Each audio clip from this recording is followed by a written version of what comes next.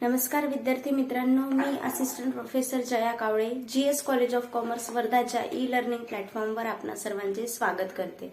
विद्यार्थी मित्रांनो, आजचा आपला लेक्चर आहे BCom 6th semester Marathi medium साठी फायनान्शियल अकाउंटिंग।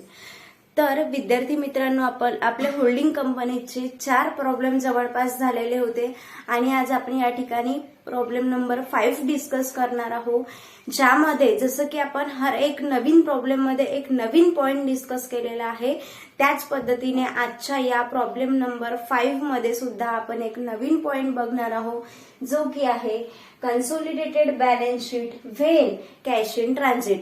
म्हणजे जर का आपल्याला क्वेश्चन मध्ये कॅश इन ट्रान्झिट दिलेलं असेल तर आपल्याला कन्सोलिडेटेड बॅलन्स शीट मध्ये त्याचा इफेक्ट कशा पद्धतीने करायचा आहे हे आपल्याला आजच्या या प्रॉब्लेम नंबर 5 मध्ये बघायचं आहे। तर सुरुवातीला आपल्याला क्वेश्चन दिलेला आहे। क्वेश्चन आधी बघून घेऊया कशा पद्धतीचा क्वेश्चन दिलेला आहे। ज्या पद्धतीचे 4 क्वेश्चन आपण सॉल्व्ह केलेले आहे, सेम आजचा क्वेश्चन सुद्धा अगदी त्याच पद्धतीचा असेल आणि त्याच ज्या प्रकारे आपण 4 क्वेश्चन सॉल्व्ह केलेले आहे तसंच आपल्याला आजचा प्रश्न सॉल्व्ह करायचा आहे।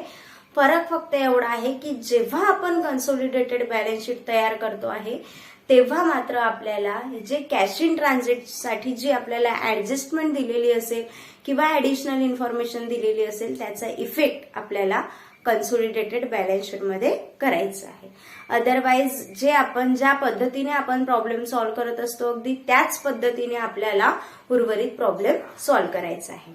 तर क्वेश्चन बघूया। आपल्याला बॅलन्स शीट दिलेली आहे P&B लिमिटेडची, म्हणजेच या ठिकाणी P&B 2 कंपन्या दिलेल्या आहे आणि इन्फॉर्मेशन मध्ये सांगितलेलं आहे the following further information is available. त्यामध्ये आपल्याला सांगितलेलं आहे P limited acquired 2000 shares in B limited. म्हणजे P लिमिटेडने B लिमिटेडचे 2000 शेअर्स ॲक्वायर केलेले आहे। आता या ठिकाणी आपल्याला होल्डिंग आणि सबसिडरी कंपनी आयडेंटिफाय करायचं आहे। तर P कंपनीने B कंपनीचे शेअर्स ॲक्वायर केलेले आहे, म्हणजेच P कंपनी ही ॲक्वायरिंग कंपनी आहे। म्हणजेच याचाच अर्थ की P कंपनी ही होल्डिंग कंपनी आहे आणि B कंपनी ही जी आहे ही सबसिडरी कंपनी आहे। क्लिअर?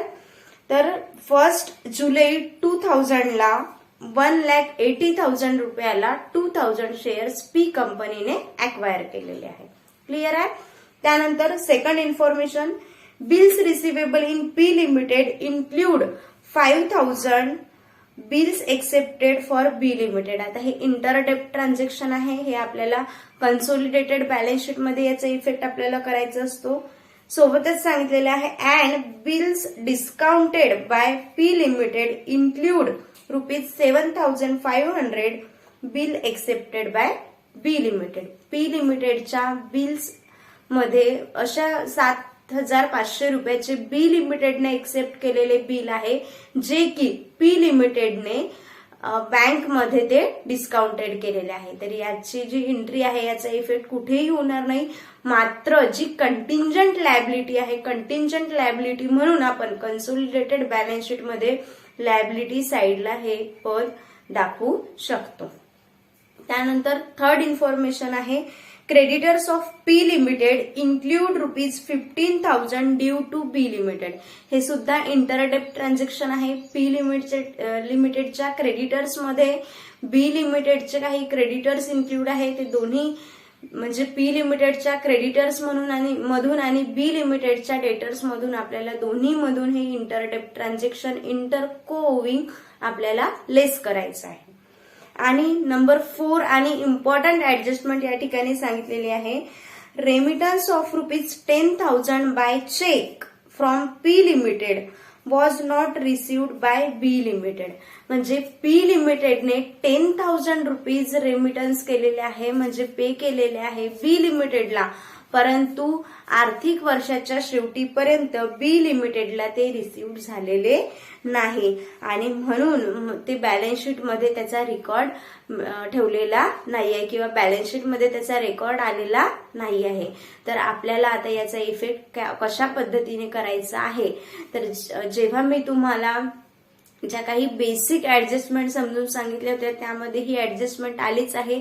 आय होप ती तुम्हाला लक्षात असेल, आणि जरी नसेल तरी आपण कन्सोलिडेटेड बॅलन्स शीट तयार करत असताना बघूया की आपला कॅश इन ट्रान्झिटचा रेकॉर्ड आपल्याला कशा पद्धतीने ठेवायचा आहे. तत्पूर्वी कन्सोलिडेटेड बॅलन्स शीट साठी जे काही इम्पॉर्टंट पॉइंट्स आपल्याला कॅल्क्युलेट करावे लागणार आहे ते इम्पॉर्टंट पॉइंट्स आपण आजच्या या लेक्चरमध्ये कॅल्क्युलेट करूया, आणि याच क्वेश्चनच्या सेकंड पोर्शन मध्ये आपण कन्सोलिडेटेड बॅलन्स शीट तयार करूया. तर सर्वात फर्स्ट आपल्याला काय तयार करायचं असते की जो रेशो आपल्याला दिलेला असेल शेअर्स रेशो, तो शेअर्स रेशो आपण कॅल्क्युलेट करत असतो. तर फर्स्ट कॅल्क्युलेशन आहे आपलं कॅल्क्युलेशन ऑफ शेअर्स रेशो. आता शेअर्स रेशो कॅल्क्युलेट करत असताना आपल्याला सबसिडरी कंपनीचे टोटल शेअर्स घ्यायचे आहे, त्यामधनं होल्डिंग कंपनीने किती शेअर्स परचेस केलेले आहे ते शेअर्स परचेस करून उर्वरित जो हिस्सा राहील तो असतो मायनॉरिटी शेअर होल्डर्सचा. तर या पद्धतीने आपल्याला कॅल्क्युलेशन करायचं आहे. First total shares in B limited, म्हणजे सबसिडरी कंपनीमधले टोटल शेअर्स आपल्याकडे किती आहे 2500. त्यामधनं आपल्याला लेस करायचं आहे shares purchase by P limited. तर पी लिमिटेडने म्हणजेच होल्डिंग कंपनीने सबसिडरी कंपनीचे किती शेअर्स परचेस केलेले आहे, तर किती शेअर्स परचेस केलेले आहे. ऍडिशनल इन्फॉर्मेशन नंबर 1 मध्ये आपल्याला सांगितलेलं आहे 2000 शेअर्स ऍक्वायर्ड बाय पी लिमिटेड, म्हणजे किती शेअर्स परचेस केलेले आहे 2000 शेअर्स. क्लिअर. आता राहिले किती आहे इथे शेअर्स मायनॉरिटी शेअर होल्डर्ससाठी, तर shares of minority share holders किती आहे ₹500. क्लिअर. तर आता रेशो बघा किती होतो आहे 2000:500. क्लिअर. तर या ठिकाणी 2 जर आपण कापले तर 5 1 5 आणि 5 4 20. तर या पद्धतीने इथे शेअर्स रेशो आपला येत आहे 4:1. किती आहे शेअर्स रेशो 4:1. क्लिअर. त्यानंतर सेकंड कॅल्क्युलेशन, नेक्स्ट कॅल्क्युलेशन आहे आपलं कॅल्क्युलेशन ऑफ रिव्हेन्यू प्रॉफिट. आता रिव्हेन्यू प्रॉफिट कॅल्क्युलेट करत असताना सर्वात आधी आपण टाइम रेशो कॅल्क्युलेट करत असतो, म्हणजेच परचेसिंग होल्डिंग कंपनीने कोणत्या डेटला सबसिडरी कंपनीचे शेअर्स परचेस केलेले आहे हे आपल्याला बघायचं असते. त्यावरून आपण टाइम रेशो काढत असतो, आणि टाइम रेशो वरून करंट इयरचं जे आपलं प्रॉफिट असेल त्या करंट इयरच्या प्रॉफिटला आपण त्या टाइम मध्ये बायफर्केट करत असतो, आणि त्यानंतर आपण रिव्हेन्यू प्रॉफिट किंवा करंट इयरचं प्रॉफिट बघत असतो. तर या ठिकाणी जे आपलं आर्थिक वर्ष सुरू होत आहे ते 1 एप्रिल 2000 ला सुरू होणार आहे, आणि जी आपली होल्डिंग कंपनी आहे त्या होल्डिंग कंपनीने सबसिडरी कंपनीचे शेअर सुद्धा 1 जुलै 2000 लाच परचेस केलेले आहे. म्हणजे शेअर ऍक्वायरिंग डेट ही at the beginning of financial year आहे. म्हणजेच या ठिकाणी कंपनीच्या आर्थिक वर्षाच्या सुरुवातीलाच होल्डिंग कंपनीने सबसिडरी कंपनीचे शेअर्स परचेस केलेले आहे. त्यामुळे या ठिकाणी जो पूर्ण वर्षाचा नफा आहे हा पूर्ण नफा रिव्हेन्यू प्रॉफिट मानल्या जाईल. यामध्ये कुठल्याही प्रकारचं कॅपिटल प्रॉफिट चालू वर्षामध्ये असणार नाही. क्लिअर आहे. हे बघा या ठिकाणी आपण पूर्ण हा जो पोस्ट ऍक्विजिशन पिरियड आहे 1 जुलै 2000 पासून तर 30 जून 2001 पर्यंत हा जो पूर्ण पिरियड आहे हा आपला पोस्ट ऍक्विजिशन पिरियड आहे. आणि पोस्ट ऍक्विजिशन पिरियड मध्ये जो काही आपल्याला नफा वगैरे होत असतो तो पूर्ण नफा हा रिव्हेन्यू प्रॉफिट असतो. मात्र जर या ठिकाणी इथे काही महिन्यापूर्वीचं जर दिलेलं असतं तर या ठिकाणी प्री ऍक्विजिशन पोस्ट ऍक्विजिशन आपण वेगवेगळं केलं असतं, आणि प्री ऍक्विजिशन पिरियडचा जो नफा आहे तो आपला कॅपिटल प्रॉफिट असतं आणि पोस्ट ऍक्विजिशनचं रिव्हेन्यू प्रॉफिट. पण तशी इन्फॉर्मेशन या ठिकाणी दिलेली नाहीये. जे ऍक्विजिशन आहे ते वर्षाच्या सुरुवातीला झालेलं आहे, आणि ऍक्विजिशन वर्षाच्या सुरुवातीला झालेलं असल्यामुळे पूर्ण नफा हा पोस्ट ऍक्विजिशन प्रॉफिट राहील, आणि यालाच आपल्याला रिव्हेन्यू प्रॉफिट म्हणायचं आहे. तर आता हे जे रिव्हेन्यू प्रॉफिट आहे आपल्याला बॅलन्स शीट मध्ये दिलेल्या इन्फॉर्मेशन नुसार आपलं जे रिव्हेन्यू रिझर्व्ह आहे त्या ठिकाणी आपल्याला प्रॉफिट अँड लॉस अकाउंटचं बॅलन्स दिलेलं राहू शकते किंवा रिझर्व्ह दिलेलं राहू शकते किंवा ऍडिशनल इन्फॉर्मेशन मध्ये आपल्याला करंट इयरचं प्रॉफिट किती आहे हे सांगितलेलं राहू शकते. क्लिअर? तर या क्वेश्चन मध्ये आपल्याला बॅलन्स शीट मध्ये रिव्हेन्यू रिझर्व्ह दिलेलं आहे, तर ते जे रिझर्व्ह आहे हे आपलं करंट इयरचं प्रॉफिट आहे आणि करंट इयरचं प्रॉफिट आलेलं आहे 40,000. बॅलन्स शीट मध्ये दिलेलं आहे रिव्हेन्यू रिझर्व्ह 40,000. क्लिअर? आता हे जे 40,000 आहे हे पूर्णच्या पूर्ण होल्डिंग कंपनीचे आहे का? तर नाही.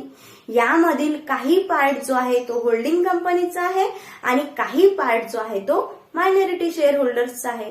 तर होल्डिंग आणि मायनॉरिटी शेअर होल्डर्स यांना कशा पद्धतीने आपल्याला ते वाटून द्यायचं आहे? तर आपल्याकडे शेअर रेशो आपण काढलेला आहे. या दोन्हीचा शेअर किती आहे? तर त्या शेअर रेशोनुसार आपल्याला रिव्हेन्यू प्रॉफिट वाटून द्यायचं आहे. शेअर रेशोनुसार आता आपण कसं वाटू? तर share of P limited, P लिमिटेडचा किती हिस्सा आहे? तर 4/5. 4:1 आलेला आहे ना इथे, तर 4/5. तर 40,000 चे 4/5 जर आपण केलं तर या ठिकाणी 32,000. होल्डिंग कंपनीचा शेअर किती येतो आहे? 32,000. त्याच पद्धतीने जर आपण मायनॉरिटी शेअर होल्डर्सचा शेअर काढतो आहे तर मायनॉरिटी शेअर होल्डरचा शेअर किती येणार? 40,000 multiply by 1 divided by 5. 1 part, 1 हिस्सा, 1 भाग, तर तो किती येईल आहे? 8,000. तर या पद्धतीने आपण रिव्हेन्यू प्रॉफिट काढलं. 32,000 share of holding company, share of P limited आणि 8,000 share of minority share holders. Clear? Then next calculation आपल्या इथं कॅल्क्युलेशन ऑफ कॅपिटल प्रॉफिट. आता या 2 मिनिटापूर्वी मी तुम्हाला सांगितलं की या प्रॉब्लेम मध्ये जे होल्डिंग कंपनीने शेअर्स अक्वायर केलेले आहे ते शेअर्स ऍक्विजिशनची प्रोसेस जी आहे ती वर्षाच्या सुरुवातीला झाली असल्या कारणाने इथे कॅपिटल प्रॉफिट येणार नाही. आणि क्वेश्चन मध्ये सुद्धा काहीच सांगितलेलं नाहीये की मागील वर्षी काही प्रॉफिट अँड लॉस अकाउंट किंवा काही रिझर्व्ह शिल्लक होतं. या पद्धतीची कुठलीही इन्फॉर्मेशन सांगितलेली नाहीये. त्यामुळे या क्वेश्चन मध्ये कॅपिटल प्रॉफिट कॅल्क्युलेट करता येणार नाही. क्लिअर? म्हणून या ठिकाणी आपण capital profit, calculation of capital profit या ठिकाणी नील घेतलेलं आहे. समजत आहे ना हे नील का बरं आलेलं आहे? कारण या ठिकाणी जे ऍक्विजिशन आहे ते सुरुवातीला झालेलं आहे आणि मागील वर्षाचं बॅलन्स प्रॉफिट किंवा बॅलन्स रिझर्व्ह, जनरल रिझर्व्ह काहीही शिल्लक नाही आहे. त्यामुळे या ठिकाणी कॅपिटल प्रॉफिटचं कॅल्क्युलेशन येणार नाही. क्लिअर? 3 कॅल्क्युलेशन आपण बघितले, शेअर्स रेशो, रिव्हेन्यू प्रॉफिट आणि कॅपिटल प्रॉफिट. आता त्यानंतरचं इम्पॉर्टंट कॅल्क्युलेशन आपलं आहे ते आहे calculation of minority interest. Minority interest म्हणजे इतर भागधारकांचा सबसिडरी कंपनीमधील हिस्सा किती आहे हे आपल्याला कॅल्क्युलेट करायचं आहे. तर या ठिकाणी जेव्हा आपण इतर भागधारकांचा हिस्सा कॅल्क्युलेट करतो आहे तर या ठिकाणी आपल्याला सर्वात आधी घ्यायचं आहे face value of 500 shares held bye minority share holders. सगळ्यात आधी शेअर इन कॅपिटल घ्यायचं असते. शेअर इन कॅपिटल किती? त्यांचा शेअर किती आहे कॅपिटल मधला? किती शेअर आहे त्यांच्याकडे? 500 शेअर. बरोबर आहे. 500 मल्टिप्लाय बाय 100. 1 शेअर ₹100चा. तर या ठिकाणी टोटल शेअर कॅपिटल किती येणार आहे त्यांच्याकडे? 500 मल्टिप्लाय बाय 100 ₹50,000. तर शेअर इन कॅपिटल किती आहे? ₹50,000. क्लिअर? त्यानंतर यामध्ये आपण ऍड करत असतो share in revenue profit. Revenue profit मधला त्यांचं शेअर किती आहे? आताच आपण रिव्हेन्यू प्रॉफिट मध्ये मायनॉरिटी शेअर होल्डरचं शेअर बघितला ₹8,000. तर या ठिकाणी ₹8,000 ऍड होईल. जर का या ठिकाणी कॅपिटल प्रॉफिट असतं तर कॅपिटल प्रॉफिटचा शेअर आपण या ठिकाणी ऍड केला असता शेअर इन कॅपिटल प्रॉफिट, पण कॅपिटल प्रॉफिट नाही आहे. तर या ठिकाणी शेअर इन कॅपिटल आणि share in revenue profit total केली. टोटल येत आहे या ठिकाणी 58,000. तर मायनॉरिटी इंटरेस्ट आलेला आहे आपलं ₹58,000. मायनॉरिटी इंटरेस्ट किती आलेला आहे? ₹58,000. कुठे लिहित असतो आपण हे? लॅबिलिटी, कन्सोलिडेटेड बॅलन्स शीट मध्ये लॅबिलिटी साइडला रिझर्व्ह अँड सरप्लस मध्ये. क्लिअर? त्यानंतरचं नेक्स्ट कॅल्क्युलेशन आपलं आहे calculation of goodwill or capital reserve. Capital reserve किंवा गुडविलचं कॅल्क्युलेशन करायचं आहे. त्यासाठी आपण cost of 2000 shares held by P limited. P लिमिटेडने किती रुपयाचे शेअर्स परचेस केलेले आहे. आता ही इन्फॉर्मेशन आपल्याला एकतर बॅलन्स शीट मध्ये असेट साइडला दिलेली राहू शकते. बॅलन्स शीट मध्ये असेट साइडला जी आपली होल्डिंग कंपनी आहे त्या होल्डिंग कंपनीच्या असेटमध्ये इन्व्हेस्टमेंट नावाचा एक पॉइंट असेल, त्यामध्ये आपल्याला इन्फॉर्मेशन दिलेली राहू शकते. किंवा आपल्याला अदर इन्फॉर्मेशन मध्ये सुद्धा ही इन्फॉर्मेशन सांगितलेली राहू शकते. तर आता जे बॅलन्स शीट मध्ये आपल्याला इन्फॉर्मेशन दिलेली आहे इन्व्हेस्टमेंट, त्या इन्व्हेस्टमेंटची अमाऊंट आपल्याला जास्त दिलेली आहे. तर त्या इन्व्हेस्टमेंटमध्ये अदर इन्व्हेस्टमेंट सुद्धा इन्क्लूड आहे, त्यामुळे ती अमाऊंट जी आहे ती आपल्याला एक्स्ट्रा आणि जास्त दिसत आहे. मात्र आपल्याला एवढं कॉमन सेन्स आहे आणि एवढं कळते की जे ऍडिशनल इन्फॉर्मेशन आहे त्या ऍडिशनल इन्फॉर्मेशन नंबर 1 मध्ये आपल्याला सांगितलेलं आहे P Limited acquired 2000 shares in B Limited in 1st July 2000 of rupees 1,80,000. किती रुपयाला शेअर्स परचेस केलेले आहे सांगितलेले आहे 1,80,000. म्हणजेच आपली होल्डिंग कंपनीची सबसिडरी कंपनीमधील इन्व्हेस्टमेंट किती आहे रुपीज 1,80,000. मग या ठिकाणी जेव्हा आपल्याला कॉस्ट घ्यायची आहे cost of 2000 shares held by P limited, तर किती कॉस्ट आपण केलेली आहे दिलेली आहे त्यासाठी रुपीज 1,80,000. तर या ठिकाणी आपण घेतली रुपीज 1,80,000. आता यामधनं आपल्याला ऍक्च्युअल जी फेस व्हॅल्यू दिलेली असेल ती फेस व्हॅल्यू लेस करायची असते. ऍक्च्युअल आपण दिले किती 1,80,000, मात्र 2000 शेअर्सची ऍक्च्युअल प्राइस किती आहे, तर ऍक्च्युअल त्याची फेस व्हॅल्यू आहे, लेस करायची आहे face value. Face value of 2000 shares, 1 शेअरची प्राइस किती आहे रुपीज 100, तर 2000 शेअर्सची प्राइस किती येणार आहे रुपीज 2 लाख. तर फेस व्हॅल्यू यामधनं आपण लेस करतो आहे रुपीज 2 लाख. आता या ठिकाणी जे आपली जे अमाऊंट दिलेली आहे इन्व्हेस्टमेंट किती केलेली आहे 1,80,000. शेअर किती रुपयाचे आपल्याला मिळालेले आहे रुपीज 2 लाख.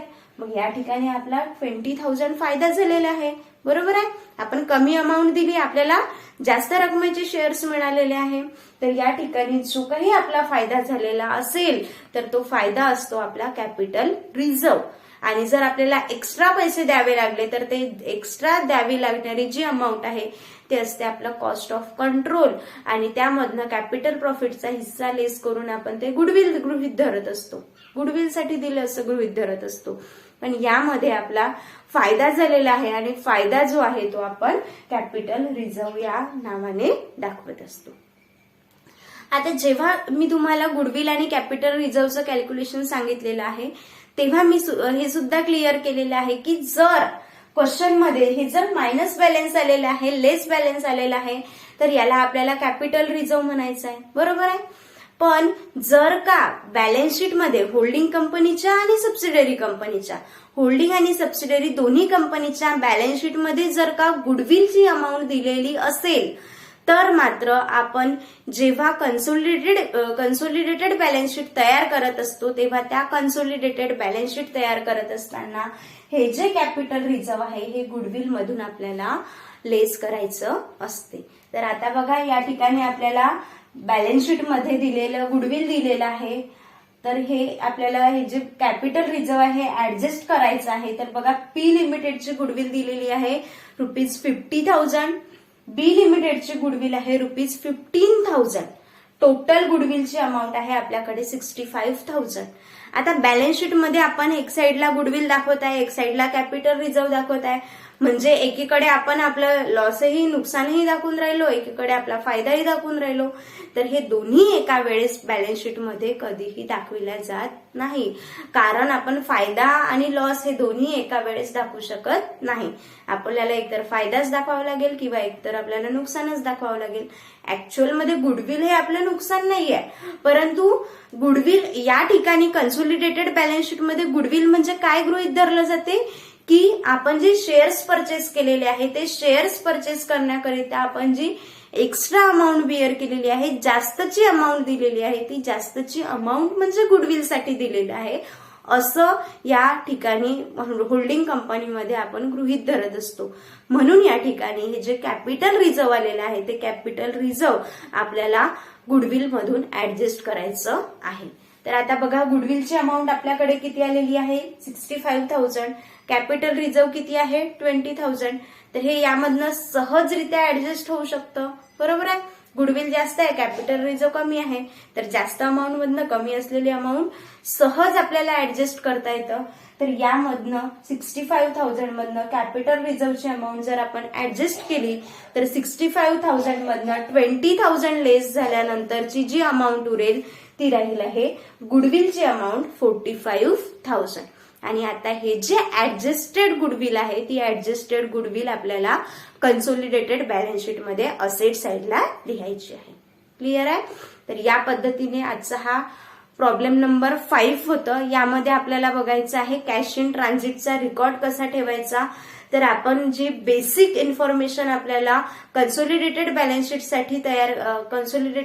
शीट साठी आवश्यक आहे ती आपण या ठिकाणी कॅल्क्युलेट केलेलं आहे.